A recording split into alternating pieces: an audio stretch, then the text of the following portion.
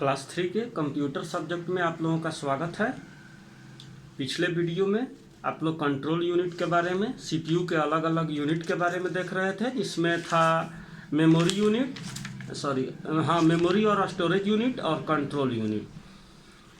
अभी आगे आप लोगों को इस वीडियो में ALU, जिसका फुल फॉर्म होता है अर्थमेटिक एंड लॉजिक यूनिट, इसके बारे में, मेमोरी और मेमोरी कितने तरह का होता है उसके बारे में देखने वाले हैं आप लोग।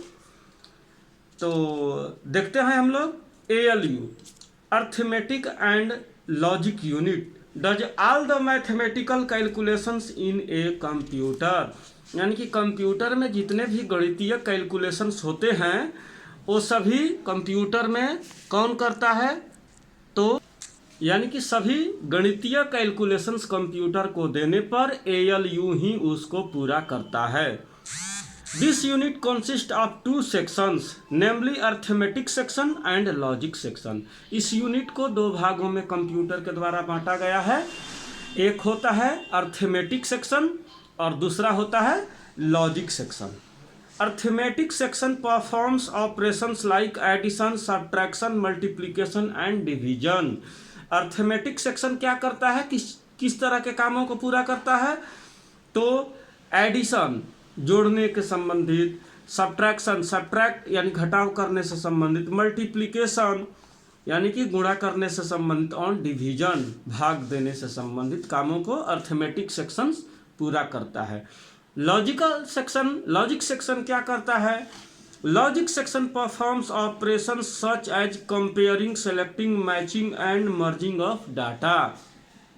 लॉजिक सेक्शन कंपेयर करने के संबंधित कामों को, जैसे कि तुलना करने से या सेलेक्टिंग करने से, कुछ चीज़ों का चयन करने से, मैच करने से या मर्ज करने से संबंधित डाटा के कार्यों को करता है।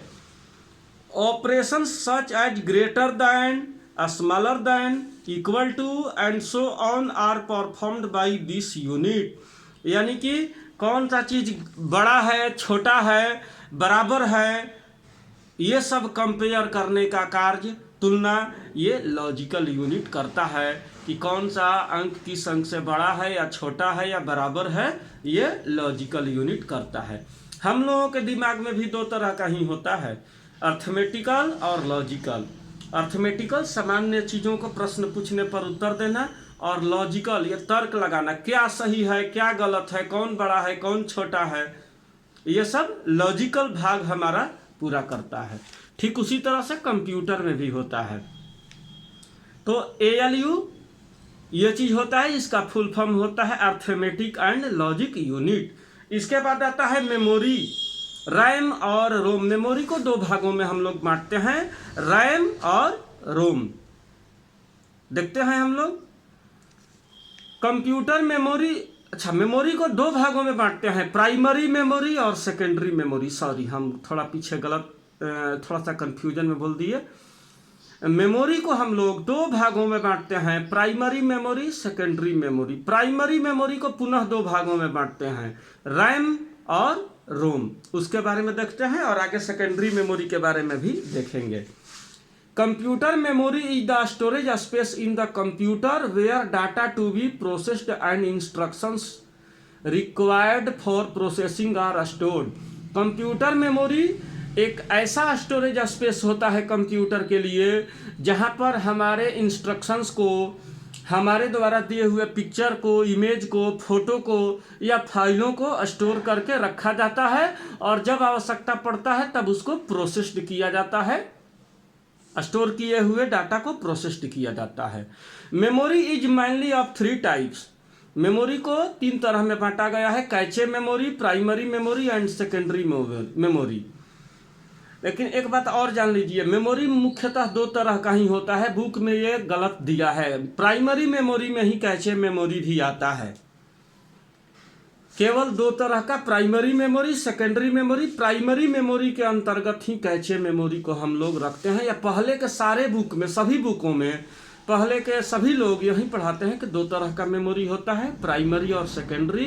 प्राइमरी मेमोरी में कैचे मेमोरी, रैम, रोम इत्यादि आते हैं, और सेकेंडरी मेमोरी में hard disk, CD, DVD, pen drive memory card इत्यादि आते हैं। Cache memory is a very high speed memory which can speed up the CPU. Cache memory बहुत तेज गति का मेमोरी होता है जो सीपीयू को तेज गति से काम करने में मदद करता है। It is use to hold those parts of data and programs which are most frequently used by the CPU. यह कंप्यूटर के सभी पार्ट्स के डाटा और प्रोग्राम को होल्ड करके रखता है, और जब आवश्यकता होता है, जब हम अपने सिस्टम को ऑन करते हैं तो कैचे मेमोरी ये तय करता है कि कौन सा डिवाइस जुड़ा है, नहीं जुड़ा है, सही ढंग से काम कर रहा है, नहीं कर रहा है, या उसको रन कराने में मदद करता है। Primary memory holds only those data and instruction on which the computer is currently working. Primary memory केवल उस डाटा और इंस्ट्रक्शंस को स्टोर करके रखता है जो अभी तत्काल में वर्क करना है, करेंटली वर्किंग, जो अभी काम चल रहा है। The data and instructions required to be processed reside in the main memory. Data और इंस्ट्रक्शंस जो होता है यह मेन मेमोरी में स्टोर होता है। It is divided into 2 category. इसको 2 भागों में बांटा गया है, रैम और रोम। रैम का फुल फॉर्म होता है रैंडम एक्सेस मेमोरी, और रोम का फुल फॉर्म होता है रीड ओनली मेमोरी। ऐसा मेमोरी जिसको केवल रीड किया जा सके। देखते हैं रैम को। Random access memory is used for storing data, program and program result. Random access memory का इस्तेमाल डाटा, प्रोग्राम और प्रोग्राम का रिजल्ट को स्टोर करने के लिए इस्तेमाल किया जाता है। फिर उसके बाद है it is read write memory. यह मेमोरी ऐसा होता है जिसमें इस मेमोरी के डाटा को हम लोग रीड भी कर सकते हैं और उस डाटा को हम लोग बदल भी सकते हैं, राइट भी कर सकते हैं। डाटा को इरेज करके दूसरा डाटा भी हम लोग सेव कर सकते हैं, यानी कि रीड भी कर सकते हैं। जो डाटा है उसको हम लोग पढ़ समझ सकते हैं, देख सकते हैं, यूज कर सकते हैं, और उस डाटा को चाहे तो हम लोग बदल भी सकते हैं। It is temporary memory which stores data until the machine is working. यह एक टेम्पररी मेमोरी होता है। टेम्पररी मतलब परमानेंट नहीं, जो अस्थाई होता है, अस्थाई, जो हमेशा के लिए न हो, थोड़े समय के लिए हो। यानी कि इसमें तभी तक, यह टेम्पररी मेमोरी है, इसमें तभी तक डाटा स्टोर रहता है जब तक हमारा कंप्यूटर ऑन होता है या मशीन वर्क कर रहा होता है। As soon as the machine is switched off और there is a power failure, data is erase. अगर जैसे ही हमारा मशीन ऑफ होता है या कभी पावर फेलियर होने की वजह से हमारा सिस्टम बंद हो जाता है तो रैम के मेमोरी में जो भी डाटा होता है वह इरेज हो जाता है, खत्म हो जाता है, पूरा क्लीन हो जाता है। हम लोग जब पेंट बनाते हैं या नोटपैड में कुछ टाइपिंग करते हैं तो वो कहाँ सेव रहता है? रैम के मेमोरी में सेव रहता है, और जैसे ही उसको हम लोग फाइल पर क्लिक करके सेव करते हैं तब यह सेकेंडरी मेमोरी में, हार्ड डिस्क में चला जाता है। अगर सेव नहीं करेंगे तो वह रैम में से इरेज हो जाएगा। जैसे ही हम अपने प्रोग्राम को बंद करेंगे, सीपीयू को बंद करेंगे, रैम के मेमोरी में से वह पेंट बनाया हुआ या टाइप किया हुआ मटेरियल इरेज हो जाएगा। इसमें तभी तक डाटा स्टोर रहता है जब तक पावर सप्लाई ऑन हो या हम अपने प्रोग्राम को क्लोज नहीं करते हैं, तभी तक रहता है, नहीं तो डाटा इरेज्ड हो जाता है। It is also called volatile memory. इसको हम लोग वोलेटाइल मेमोरी के नाम से भी जानते हैं। रैम आप लोग देख सकते हैं, यहाँ पर है फिगर, यह सीपीयू के अंदर फिट रहता है। इसको निकाल भी सकते हैं, फिर पुनः लगा भी सकते हैं। रोम, रीड ओनली मेमोरी। इसको रीड ओनली मेमोरी यानी कि यह एक ऐसा मेमोरी है जिसके डाटा को केवल हम लोग रीड कर सकते हैं। जो भी डाटा एक बार लिख दिया गया उसको रीड कर सकते हैं, जो भी डाटा एक बार सेव कर दिया गया उसको केवल देख सकते हैं, रीड कर सकते हैं, उसमें कोई बदलाव नहीं कर सकते। Read only memory can only be read but not written upon. केवल रीड कर सकते हैं, उसमें बदलाव नहीं कर सकते हैं, राइट नहीं कर सकते हैं। This type of memory is non volatile. यह मेमोरी नॉन वोलेटाइल होता है, यानी कि अस्थाई होता है, परमानेंट होता है।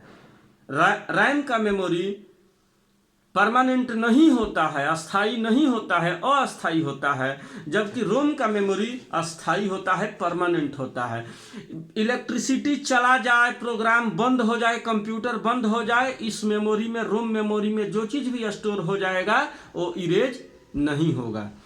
The information is stored permanently in such memories during manufacture, यानी कि इस तरह के मेमोरी में, रीड ओनली मेमोरी में जो भी इंफॉर्मेशन एक बार मेमोरी को बनाते समय, मैन्युफैक्चर करते समय जो भी मेमोरी, जो भी स्टोरेज एक बार सेव कर दिया गया वो अब परमानेंट रहेगा, अब वो खत्म होने वाला नहीं है। केवल उसको हम लोग देख सकते हैं, पढ़ सकते हैं, उसको इरेज नहीं कर सकते हैं। Data remains in the memory even when the computer is switched off और देयर इज पावर फेल्योर।